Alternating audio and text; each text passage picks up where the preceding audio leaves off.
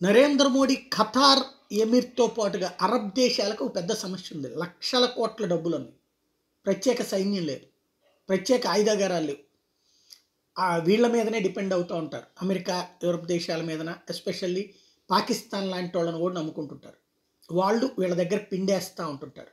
నరేంద్ర మోడీ వాళ్ళకున్నటువంటి సమస్య, దానికి పరిష్కారం వాళ్ళకి సూచించడంతోనే అరబ్ దేశాలు నరేంద్ర మోడీని అభిమానిస్తున్నాయి, ప్రేమిస్తున్నాయి. అందుకే తాజాగా ఇచ్చినటువంటిది ఏదైతే దుబాయ్‌లో స్వామినారాయణ టెంపుల్‌కి స్థలం ఇవ్వడం గాని, ప్రారంభోత్సవం జరుగుతూ ఉండటం గాని, ఏ దేశానికైనా సరే ఇంతకుముందు హౌతీలు, హిజ్బుల్లా లాంటి వాళ్ళు అటాక్ చేస్తుండేవాళ్ళు ఆళ్ళ మీదన.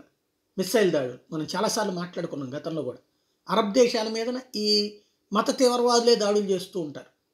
అది వాళ్ళు ప్రతిఘటించడం అన్నటువంటి దానికి సమస్య అవుతా వచ్చింది. ఇప్పుడు సైన్యాలను ఏర్పాటు చేసుకున్నారు. ఇదంతా నరేంద్ర మోడీ సజెషనే. మీ సొంత సైన్యం ఉండాలా, పోలీస్ డిపార్ట్మెంట్ ఈజ్ ఏది internal force, but external force సైన్యం ఉండాలన్నట్టు. అందులో మీ ఆడపిల్లలను కూడా బాగా ట్రైనింగ్ ఇప్పించండి అన్నారు. అందుకే ఇప్పుడు అన్ని రకాల్లో శిక్షణ ఇప్పిస్తున్నారు. వాళ్ళ ఆడపిల్లలను కూడా రంగంలోకి దించుతున్నారు. ఇదంతా నరేంద్ర మోడీ వాళ్ళల్లో తీసుకొచ్చిన చైతన్యం కాబట్టినే ఖతార్ ఎమిర్ తాజాగా ఓ పక్కన నరేంద్ర మోడీ చెప్పిన వెంటనే సహకరించడం కానీ ఇదంతా చేసుకొచ్చింది. ప్రస్తుతం ఖతార్కున్న జనాభా 27 లక్షలే. కానీ డిఫెన్స్ మెయింటైన్ చేయడానికి సైన్యం లేదు. కాంట్రాక్ట్ ఆధారంగా నేవీ భద్రత నిర్వహించడానికి ప్రిపేర్ అవుతుంది. అది భారత్కి ఇస్తుందా, అమెరికాకి ఇస్తుందా అనేది. అమెరికా ఆల్రెడీ రక్షణ కార్పొరేటివ్ ఒప్పందం చేసుకుంది ఖతార్ అమెరికాతో. ఖతార్లో అల్ ఉడీద్ ఎయిర్ బేస్ నిర్మించి అమెరికా 10,000 మంది అమెరికా దళాలని అక్కడ మోహరించి నడుపుతోంది.